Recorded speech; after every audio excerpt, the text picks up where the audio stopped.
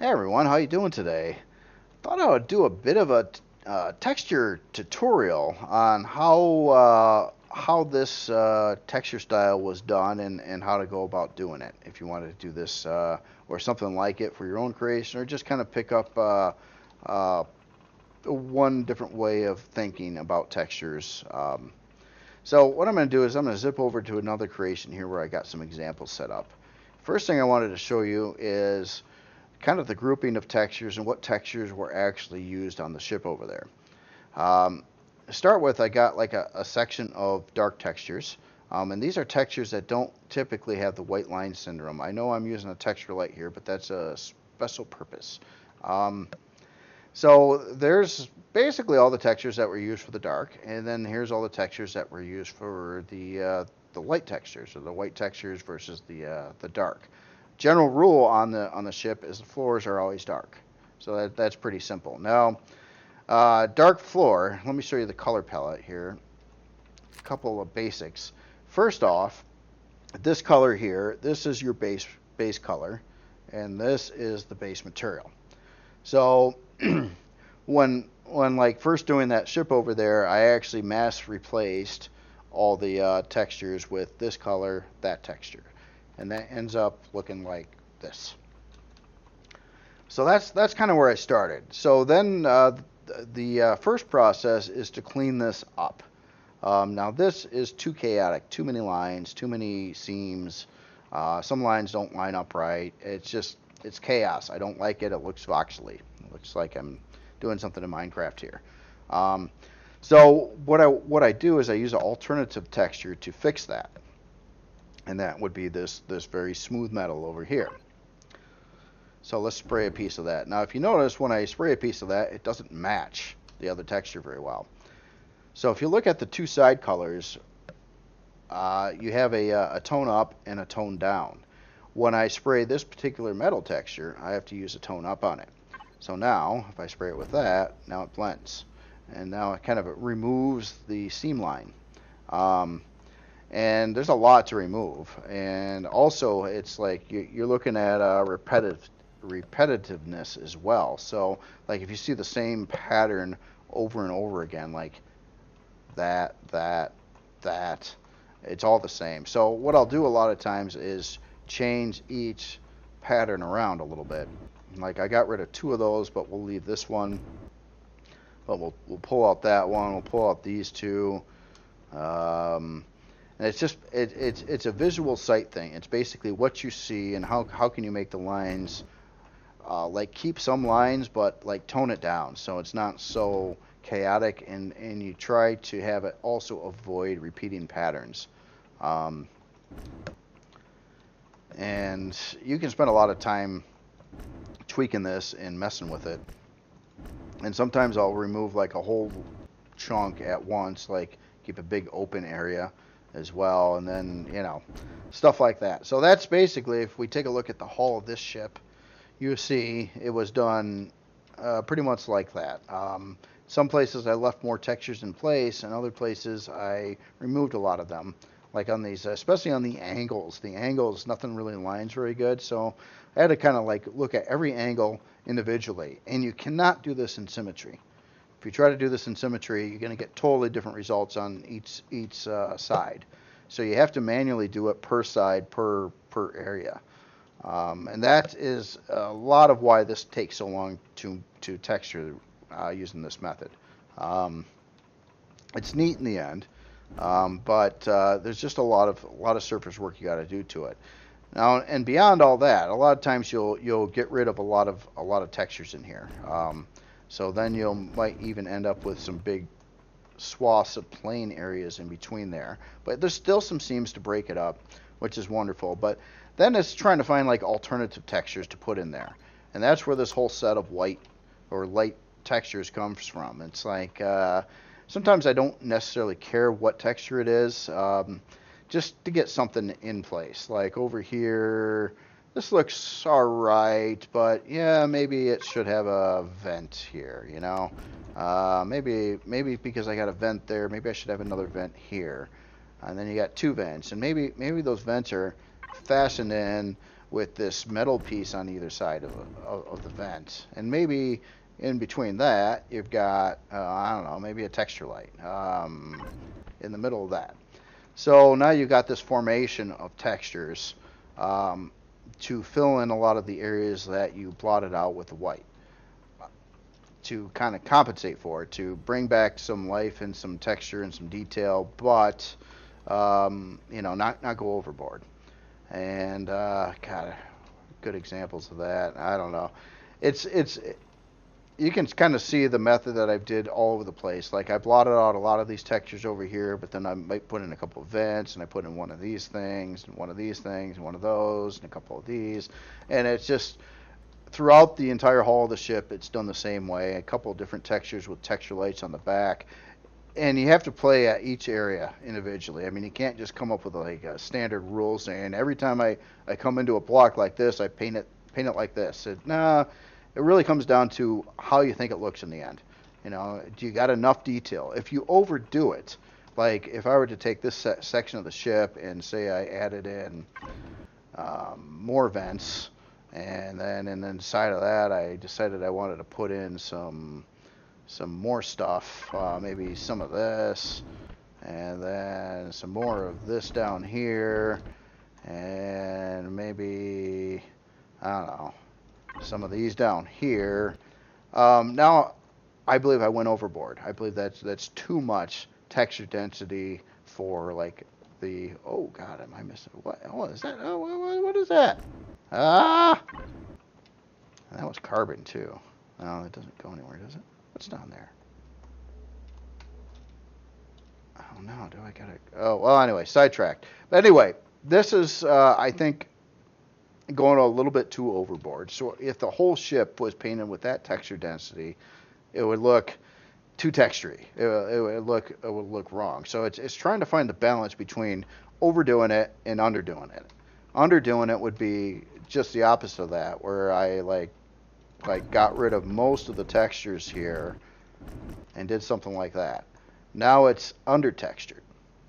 If you kind of follow me there, it's like there's not enough going on maybe. And another general rule that I typically do too is I try not to like if I got one of these here, I don't want another one over here of the same texture. This is kind of like one of those like detail textures, I would consider it. And because I got one here, now I got another one over here, and it looks like it's too much. That's why, like if I decide this texture looks really awesome here, but I got another one of those over here, I'll probably change this texture over here to something else. Just one of those weird little things that I do. All right, so back over to the example over here. Now on flooring. Flooring, a general rule is it's always dark, and I've got a couple floor examples of very much how the flooring was done in this ship over here. I'll just spray up like another little chunk of it over here to show you what I got going on. Start with floor color is this, and it doesn't really fluctuate except for a highlight color. So let's say I spray a bunch of floor. This is also the default floor material. So this is like your base floor and base color. So you've got base wall in color, base floor in color. So say I got a room and this is the floor right now, and it's like, yeah, it works, but it's really plain. It's really, it's just the same thing over and over again. Well, that's why I do all these things over here. And what I actually got going on there, and this is a common thing I like to do with walk paths, or sometimes just a room to add some detail to it. Let's just make this square, and this isn't a walkway. We'll just say this is a room, and this is the floor, and it's boring, It blends okay with the walls and everything, but it's boring. So what I often will do is I'll take some of these, depending on the spacing, and I'm trying to leave one square away from the edges, and I'll spray these in these kind of formations here. Usually 2 to 3 rows in between each one of these. So I don't want these right next to each other, and I don't want them too far apart, and I don't want them too close together. Just 2 to 3 rows. Oops, I did this wrong. So Let's take these out in the middle.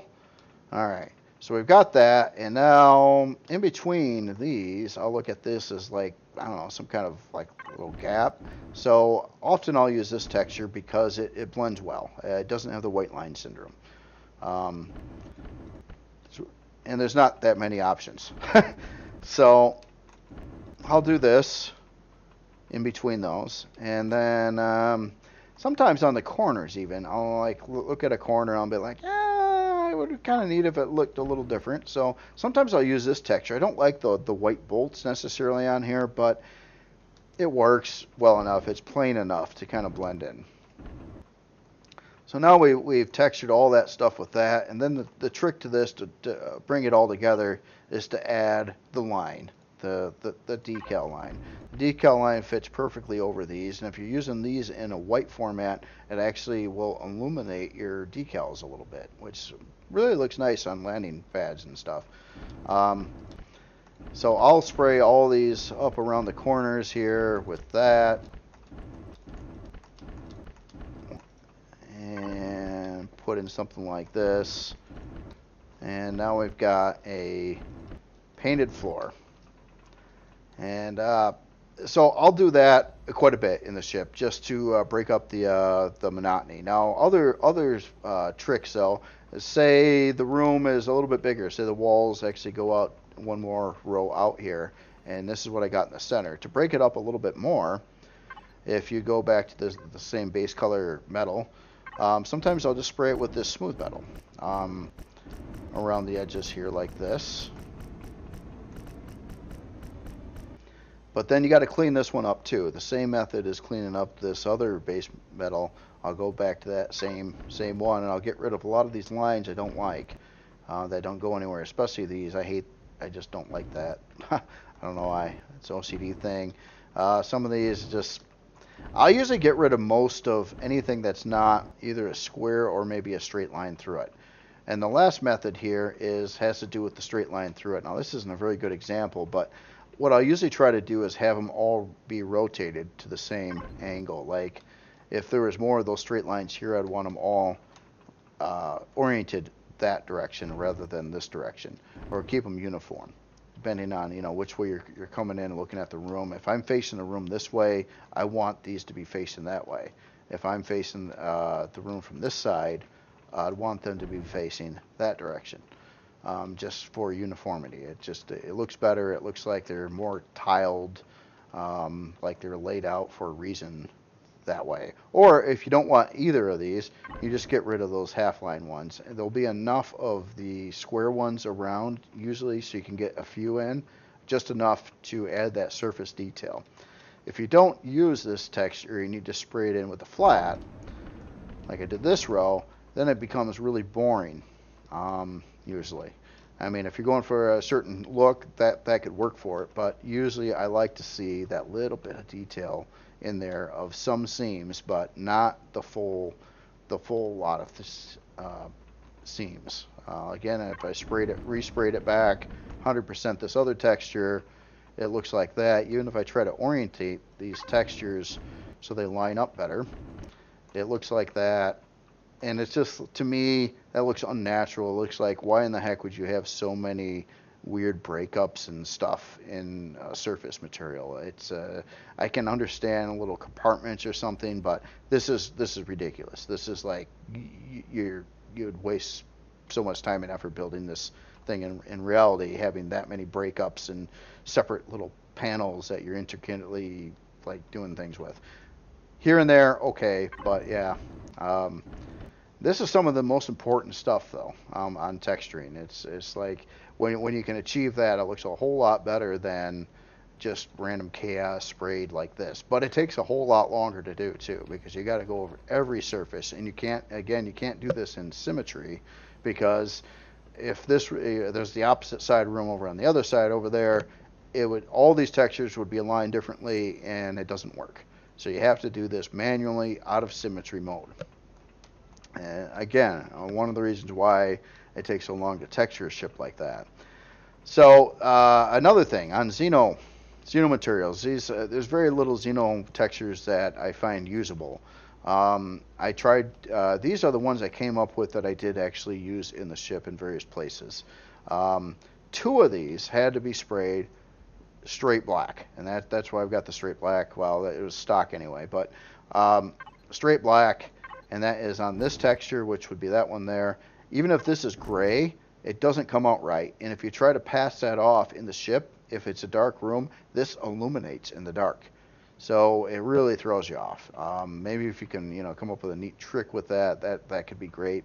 If you paint it with a lighter color, it actually is like a texture light. Um, but only if it's absolute black will it not be. So that is something I used out of necessity, because I had Xeno in certain places, some floors, some things like that. I had to do something with it. The other textures that I found workable was this one and this one, both sprayed in the standard color.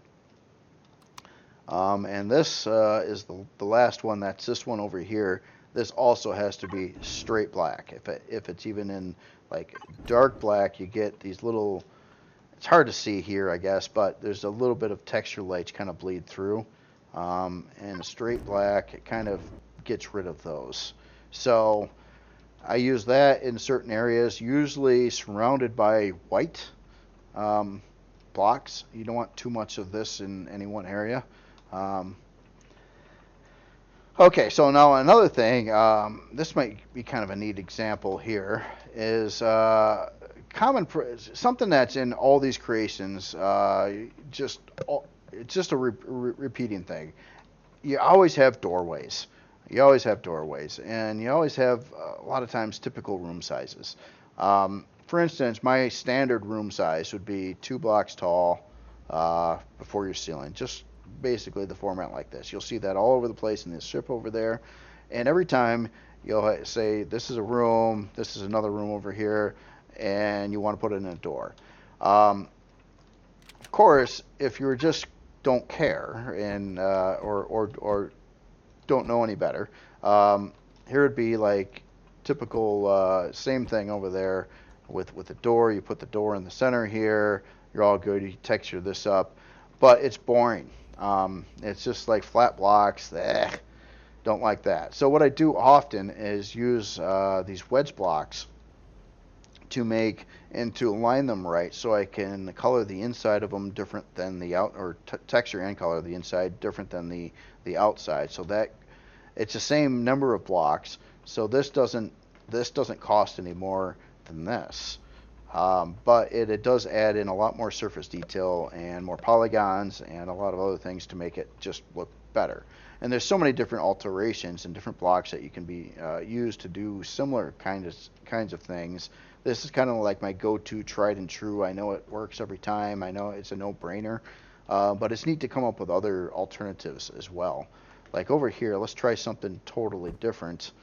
Something that I actually did on the ship over there. So I kind of took that whole method. Here, we'll get rid of those blocks, but I'm going to add in some blocks on either side here. Okay, so there's our walls. So I'm going to start with the same block, and you can see how that's orientated.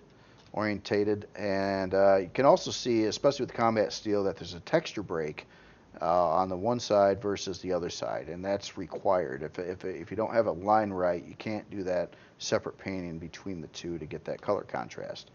But on this one, I'm going to switch everything around. I'm going to switch this around the other direction, like that, so it's inverted of what's going on over there. And then I'll pop in this corner AA1. This is kind of a neat block too. I never used it much in the past, but I started using it more and more now. So you kind of rotate in that. Then you've got the inverted version of what this is, but it has the same properties and principles that the inside can be textured different than the outside.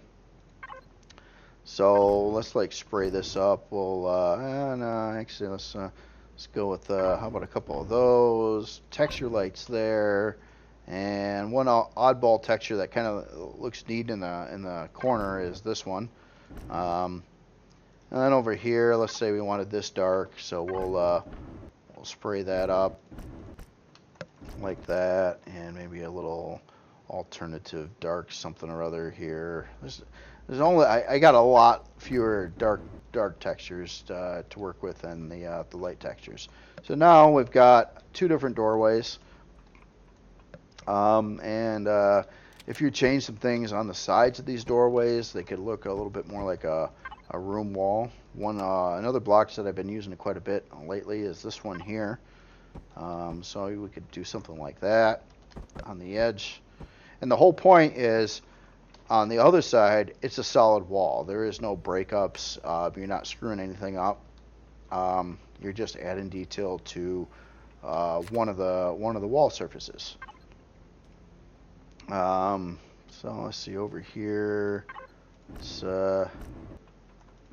run a couple of those. So now we got some neat texture lights on the side. So that's basically the same general style as what I was doing in this ship over there too.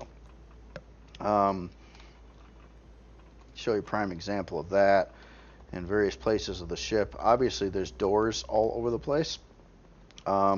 This one I did a little bit differently because of the weird round blocks on the side. This one I indented the door in a little bit to make it, it's already indented in a half block at this point, then it goes down to like a thin block. That was another method. Get over to, let's go drop down the floor and head over to the doorway this way. And this one I used the method I just showed, but I kept it all white and I added carbon substrate little trim on the front of it and use that same texture on the corners. But I really like the looks of that. I just think that looks pretty nice considering how simplistic it really is. Another example of the doorway is, let me get to the front of the ship way over here. This one I really went off the deep end on, and I did the same blocks, but I actually rotated these the other direction, so it is the same texture on the inside and the outside. And then use a very busy texture and fill that in, but it kind of looks like metal seams that kind of come up around here, and it gives you kind of a lot of texture detail for not much area. If you can deal with the busyness, which I didn't do all over the place, I only did it on this one door. It looks kind of neat, but I mean it doesn't have to be that texture. Once you get these blocks oriented correctly, I could switch this around and go to that style or this style or whatever the heck you want. A lot of different, and not that one. This texture almost never works. But these are just a lot of tricks that I do when I'm painting stuff, and the examples that I showed, you can see those throughout here, like how the floor was done. You notice the spacing 2 to 3 between these, the texture lines, that in the middle, these on the corners, those texture lights underneath the decals. In this area I wanted to break it up a little bit more because it was all black to start with, and I thought it was just too much. So I put in some of that carpet texture. I got some weird texturing things over in the side, so that's metal, carpet, and then I decided to two-tone the carpet, so just stuff like that.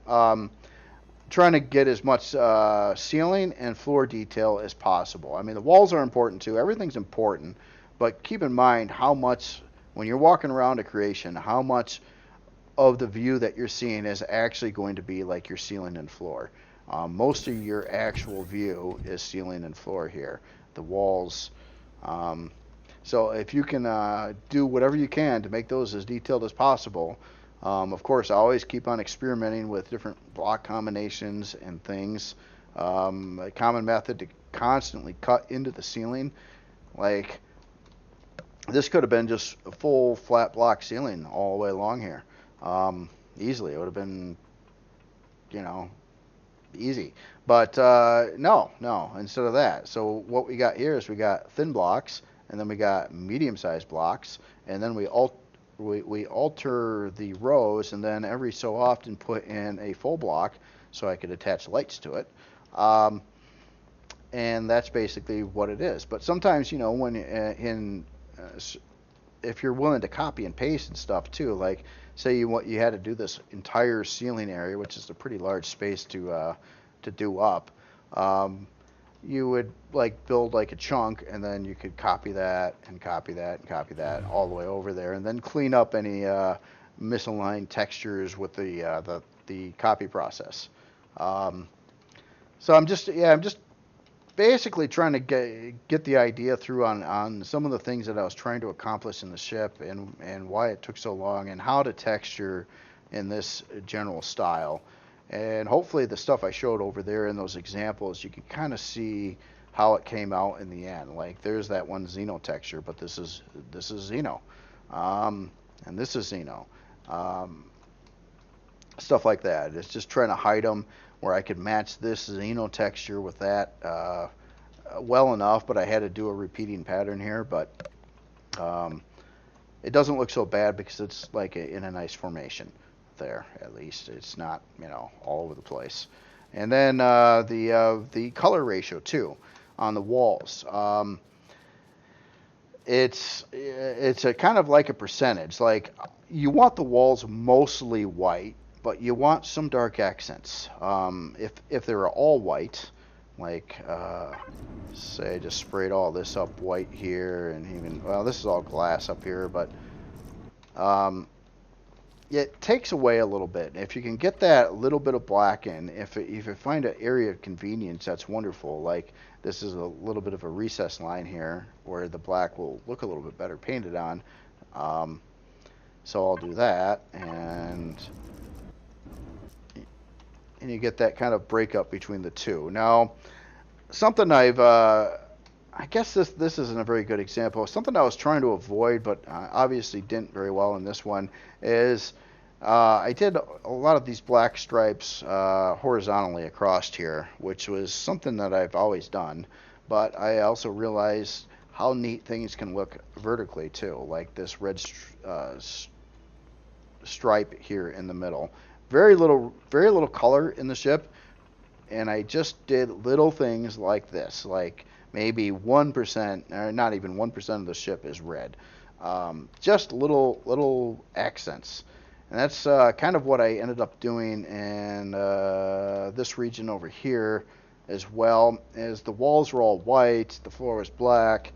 There's not really much opportunity to two-tone the walls, and it just looked all white and boring. So I added in this little bit of red, like a little red thing there, and then I decided to pop a decal on it, even though I wanted something unique, but there isn't too many to pick from.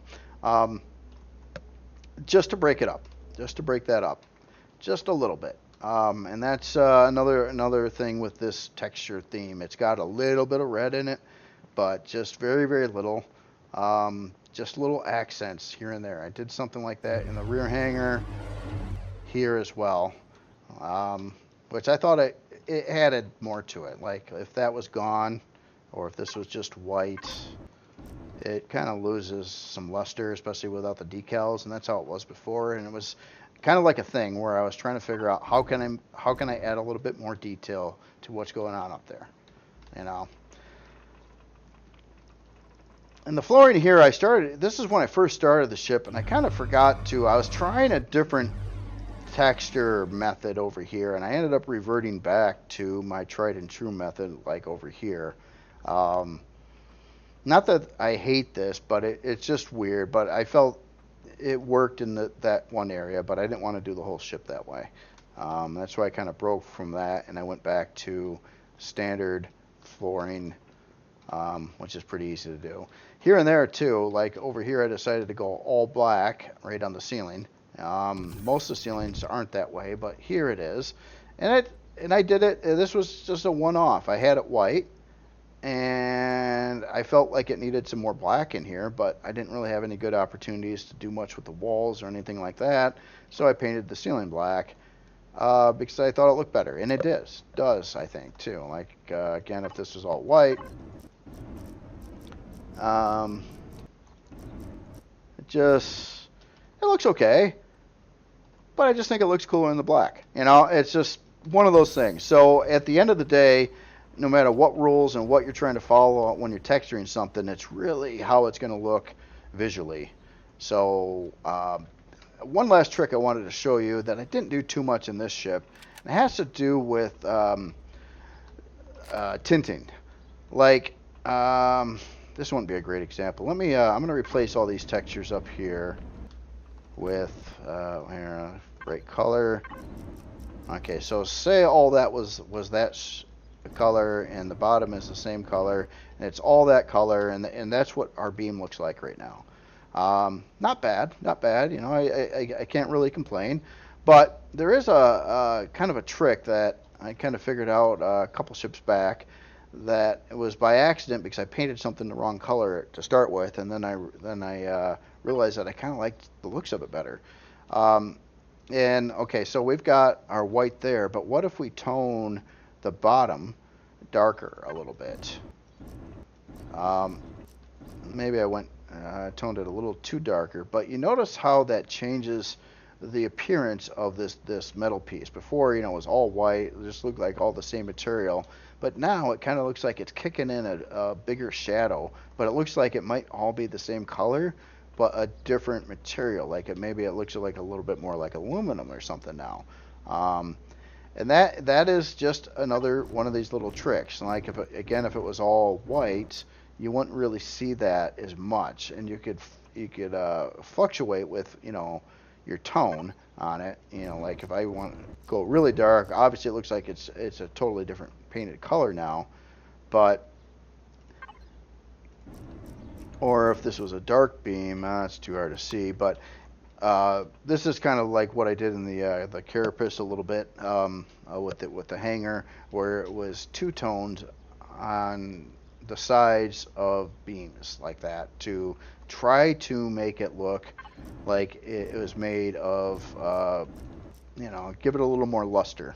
Um, and obviously, why I like to do everything with lighting and have the lights installed too is I like to see what it actually is going to look like with your lighting in the game, because it's really hard to tell when everything's unlit. So then you can see how the light that you place kind of reacts with individual things like that. Like I decided not to do much of this in this particular ship because I was trying to keep it very, very white, but that is another option. Maybe if I were to tweak out a lot of the beams in here, I could do something like that to try to enhance the looks a little bit more. Well, anyway, I'm kind of running on this. I got a lot of stuff spawned here and stuff too, but I really wanted to just kind of cover going over like all these different little tropes and things that I do in a lot of builds, and then kind of show you specifically how this particular kind of that ship or that style was actually done, what kind of textures it uses, how I separated them, what colors they're painted with, and you know, your color ratio and how the surfaces, floor surfaces are done, stuff like that. Hopefully that's some good examples.